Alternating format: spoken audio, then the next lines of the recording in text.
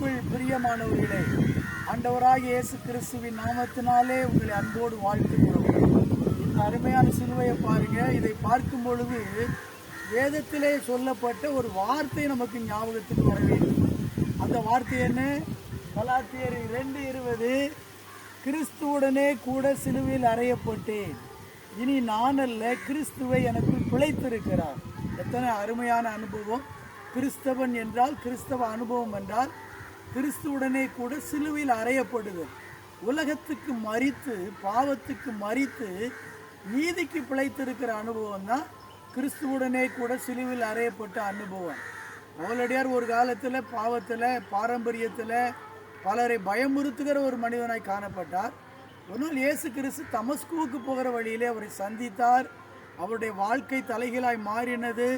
இயேசு கிறிஸ்துவுக்காய் தன் வாழ்க்கையை பூரணமாய் ஒப்பு கொடுத்தார். அதன் விளைவு என்ன? கிறிஸ்துவுக்காக நல்ல போராட்டம் போராடினார். கிறிஸ்துவுடைய சிலுவை சுமக்கிற ஒரு மனிதனாக மாறினார். அதே அனுபவத்துக்கு தான் உங்களுக்குள்ளேயும் எனக்குள்ளேயும் ஆண்டவர் எதிர்பார்க்கிறார். நாம் கிறிஸ்துவுக்காக இந்த உலகத்திலே வாழுகிற வாழ்க்கையை வாழ்வோம். சிலுவைன்னு சொல்லும் பொழுது நம்முடைய வாழ்க்கையிலே வரக்கூடிய பலவிதமான பாடுகள், போராட்டங்கள், நிந்தைகள், அவமானங்கள் எல்லாமே நமக்கு சிலுவை தான்.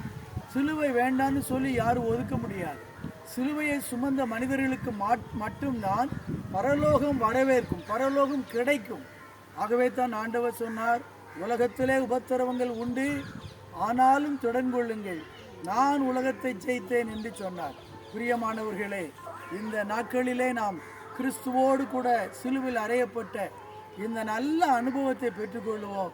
அதுக்கு அடையாளமாக தான் அந்த சிலுவையை அருகில் நின்று நான் என் மனைவியுமாக உங்களை அன்போடு அழைக்கிறோம். இயேசு கிறிஸ்துவோடு கூட சிலுவையில் அறையப்பட்ட அனுபவத்திற்குள் வாருங்கள். ஆண்டவர் உங்களை அபரிதமாய் ஆசீர்வதிப்பார். ஆமென். God bless you. God bless you.